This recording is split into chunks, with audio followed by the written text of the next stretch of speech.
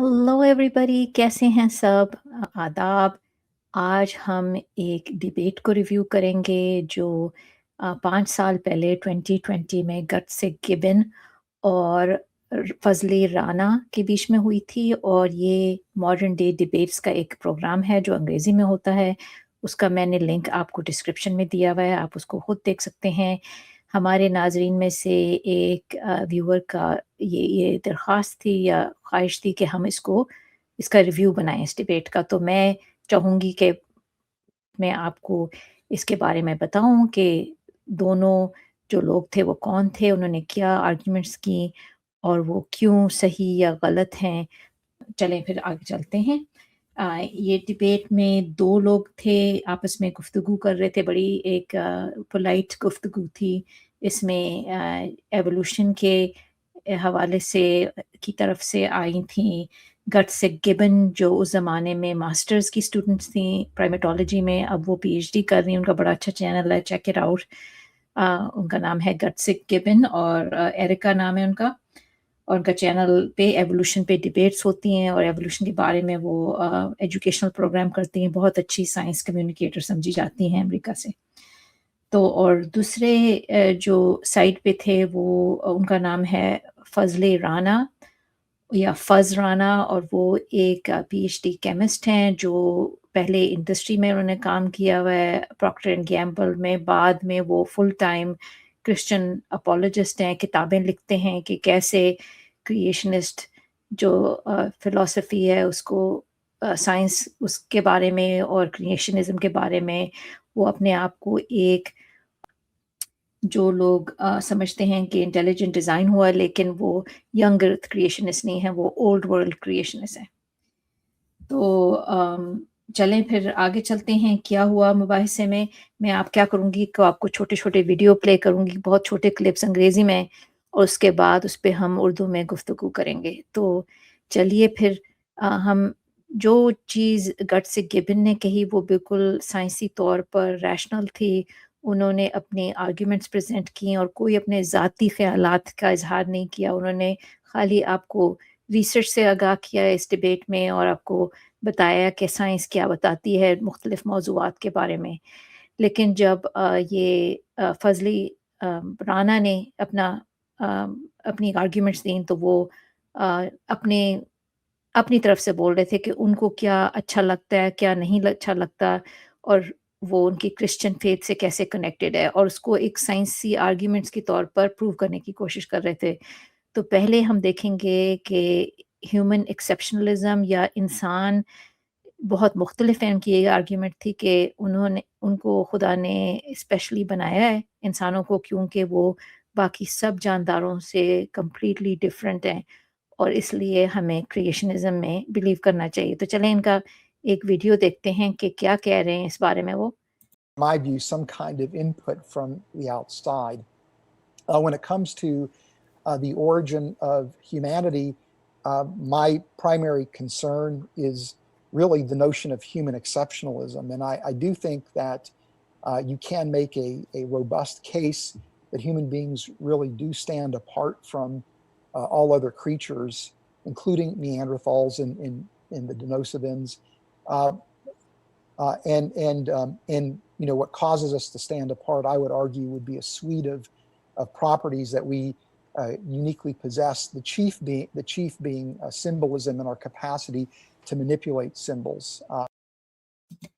तो ये कह रहे हैं कि इंसान जो है, मॉडर्न ह्यूमन्स जो हैं, वो उनकी ख़ास एबिलिटीज़ हैं जो निएंडरथॉल्स और डेनिसोवन्स, ये इनको डिनोसोवन्स कह रहे हैं। उसमें ओ लगाया हुआ आई के बगैर, तो obviously he is not very familiar with the literature, मुझे ये लगा उनकी बातों से। और उस ज़माने में ये 2020 की डिबेट है, अभी इतना आया भी नहीं था लिटरेचर, ना जेनेटिक्स के इतना काम हुआ था उनके निएंडरथॉल्स पे, जो अब ज़्यादा हो गया है। तो इनका ये आर्ग्यूमेंट थी कि इंसान जो है, मॉडर्न ह्यूमंस, वो यूनिक हैं, वो सिंबॉलिक आर्ट बनाते हैं, जैसे पिक्चर्स होती हैं, स्कल्पचर होता है, और निएंडरथॉल ऐसे नहीं थे, वो एक किस्म के जानवर थे और अ, उनको इंसान नहीं समझा जा सकता।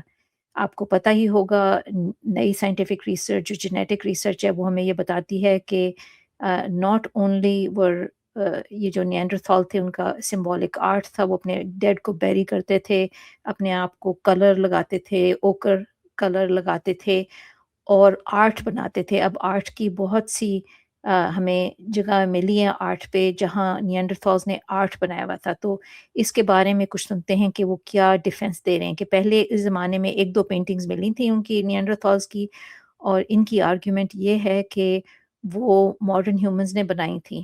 وہ جو پینٹنگز تھیں وہ ملی تھیں یورپ میں، فرانس میں اور اسپین میں، اور ہمیں پتہ ہے کہ ماڈرن ہیومنز ادھر 40,000 ایئرز اگو پہنچے تھے۔ اس سے پہلے اگر ان کی ایج ہے تو یہ آرگیومنٹ دی جا رہی ہے کہ یہ نیانڈرتھالز نے پینٹنگز بنائی ہیں جو کیو پینٹنگز ملی ہیں۔ تو چلیں دیکھتے ہیں کہ یہ جو ہیں فضلی رانا کیا کہہ رہے ہیں اس کے بارے میں۔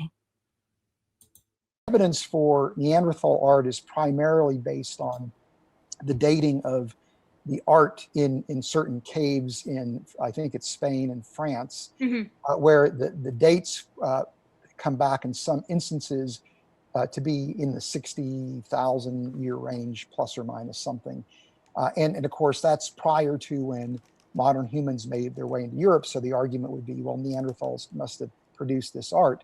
But when you actually, first of all, dig into the details of that work, it's only a handful of samples where you actually have those high dates. And in fact, even samples taken from the same art work actually will give you dates that would be much more in line with modern humans making it, where the 60,000 year date seems to be an outlier that stands apart from all the other measurements. But that whole dating is based, it's actually a really cool technique, at least conceptually, with the idea that as you have the water flowing over the cave walls, it deposits calcite, and within the calcite is radioactive uranium, and that will undergo decay to produce thorium.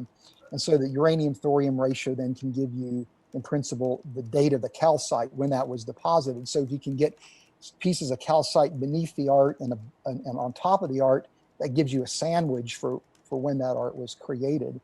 And the problem is that it's an open system, so the water is continuing to flow over the calcite deposit when it forms, and thorium is more soluble than uranium. And so what ends, is I think that's the, wait a minute.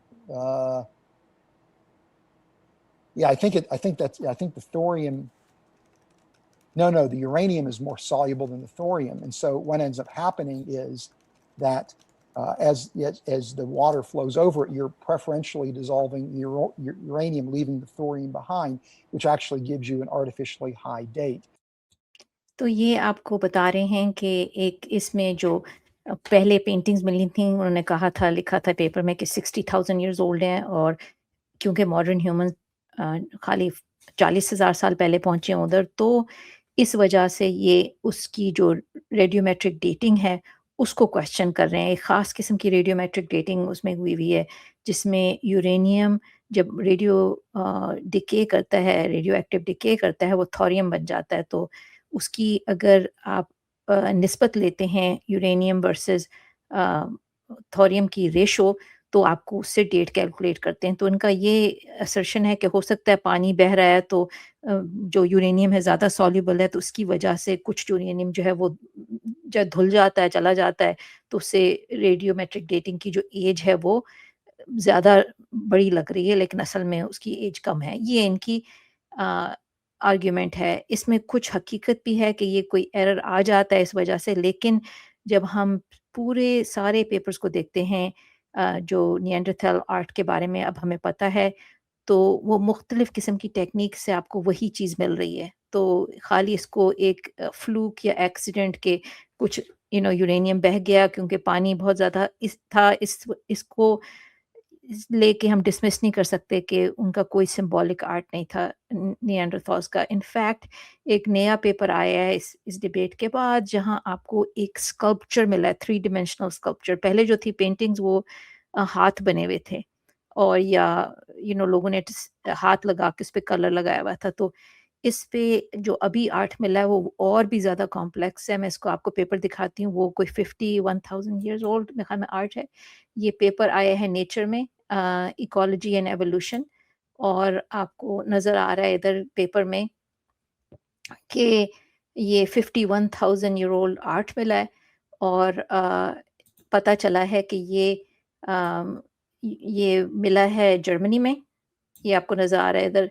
Here we report the discovery of at least 51,000 year old engraved giant deer phalanx. تو ایک جو سینگ ہوتا ہے ہرن کا, اس سے بنائی ہوئی ایک انگریونگ ملی ہے ان کو, جو انسانوں سے بہت پری ڈیٹ کرتی ہے. جب انسان نہیں آئے تھے ماڈرن ہیومنز ادھر, تو آپ کو نظر آ رہا ہے کہ یہ نیانڈرتھال یہ انگریونگز بنا رہے تھے, اس میں کٹ لگائے ہوئے ہیں آپ دیکھ لیں, اور کٹ کر کے خاص اسٹرکچر جس کا کوئی سمبولک میننگ تھی وہ بنائی ہوئی ہے نیانڈرتھالز نے. اور یہ جہاں جگہ پہ ملی اس میں کوئی 3 مختلف لیبز میں یا 4 مختلف لیبز میں ریڈیو میٹرک ڈیٹنگ کی ہے, اور یہ مختلف قسم کی ڈیٹنگ ہے. یہ یورینیم تھوریم ڈیٹنگ نہیں ہے, یہ ریڈیو کاربن ڈیٹنگ ہے, کاربن 14 ڈیٹنگ ہے. اور 3 یا 4 مختلف لیبز میں انہوں نے اس پیپر میں الگ الگ انڈیپینڈنٹلی کروایا ہے, اور وہی 51,000 ایئر اولڈ ڈیٹ آئی ہے. تو ان کا جو یہ پوائنٹ تھا کہ یہ ڈیٹ غلط ہو سکتی ہے اور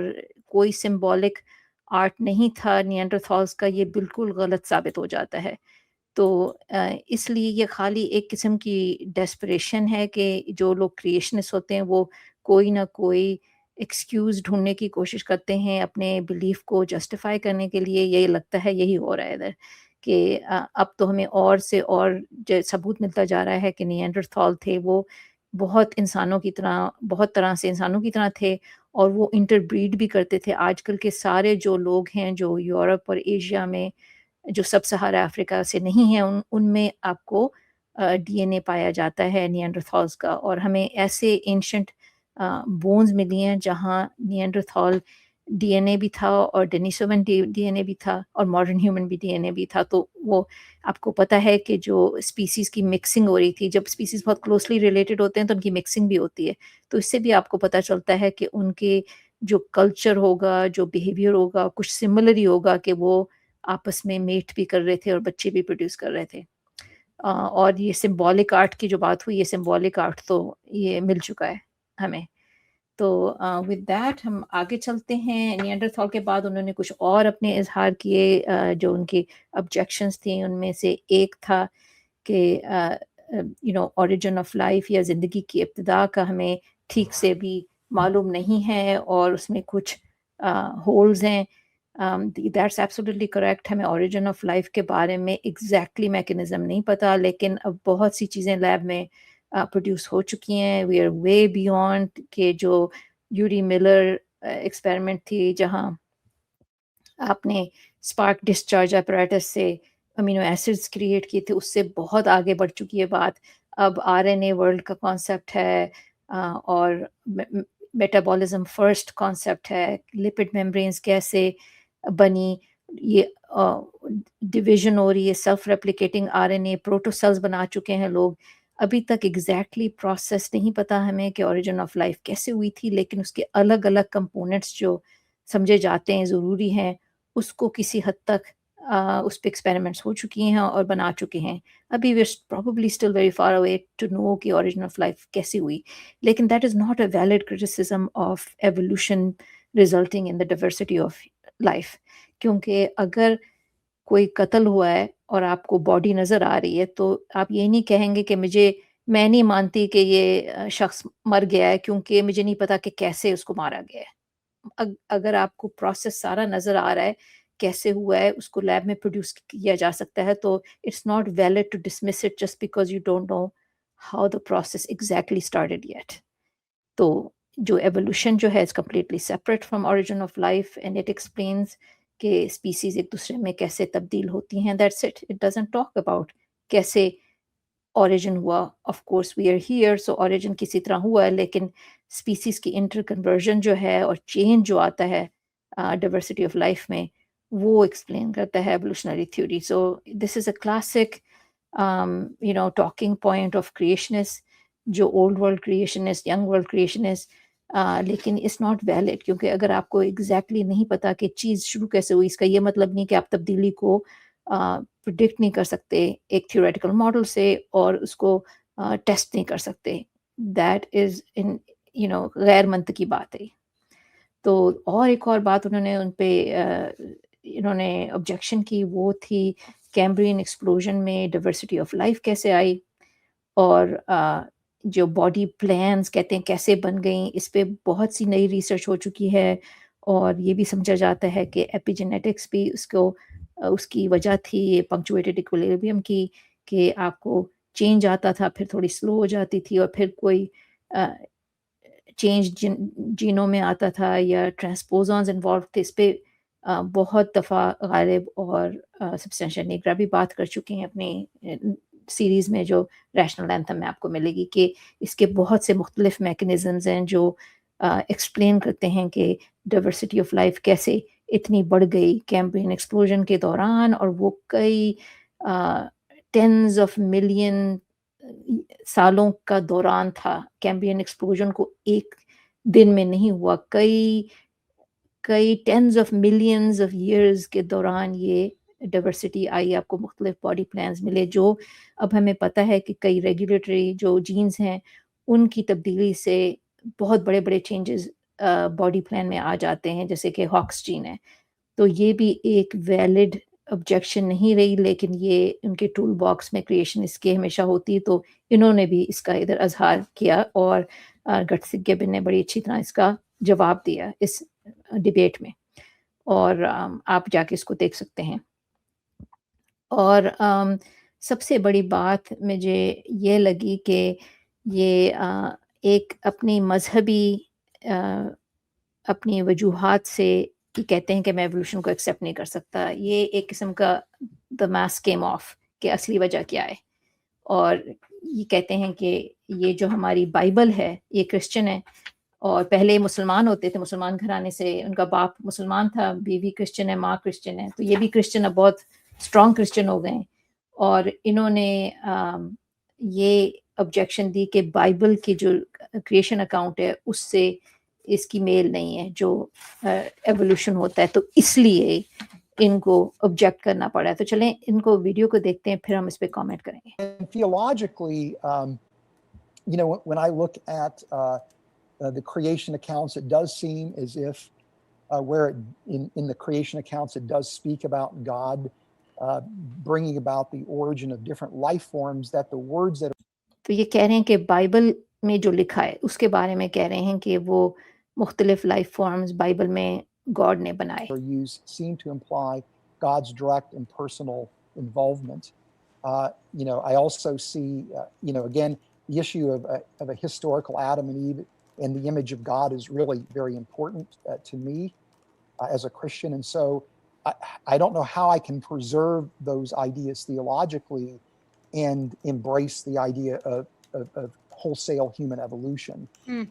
Then theologically, تو انہوں نے ایڈمٹ کر لیا ادھر کہ اصلی وجہ جو ہے دا ماسک کیم آف، کہ اصلی وجہ جو ان کا پرابلم ہے کہ ایوولوشن ایک نیچرل پروسیس ہے جس کو ایکسپلین کرنے کے لیے کوئی آپ کو آؤٹ سائڈ فورس کی ضرورت نہیں ہے. ایکسپلینس کہ کیسے ہوتا ہے، اور ان کو یہ بادر کرتا ہے، اور یہ بائبل سے کو کانٹراڈکٹ کرتا ہے کہ بائبل میں جو کریشن اکاؤنٹ ہے ایڈم اینڈ ایو ہے اس کے برعکس ہے، تو اس لیے یہ اس کو ایکسیپٹ نہیں کر سکتے. ان کے لیے امپورٹنٹ ہے کہ وہ بائبل سے ویریفائی ہو.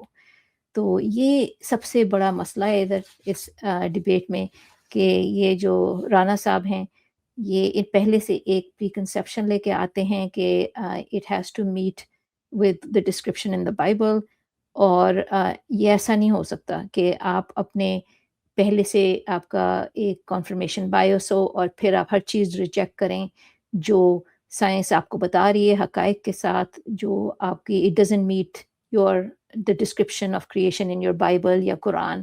تو ایسا سائنس، اس طرح سائنس نہیں ہوتی. سائنس پریڈکشنز کرتی ہے، آپ اس کے ایکسپیریمنٹس کرتے ہیں اور ان کے نتیجوں سے آپ وداؤٹ بائس آپ نتیجہ نکالتے ہیں. پہلے سے آپ بائس نہیں رکھ سکتے کہ اٹ ہیز ٹو کنفرم کہ آپ کی جو مذہبی کتاب ہے اس سے ضروری اگریمنٹ کرنی یا اس میں کوئی کنیکشن ہونی چاہیے، یہ اسوم نہیں کیا جا سکتا سائنس میں. تو یہ ہو گئے ہمارا ریویو ان جنرل. گٹسک گبن نے بہت اچھی طرح ان کو جواب دیے، اور ان کے بہت ہی ایسے جو یہ شواہد دے رہے تھے یہ ویلڈ بیک گراؤنڈ نہیں ہے ان کا اس ویڈیو میں.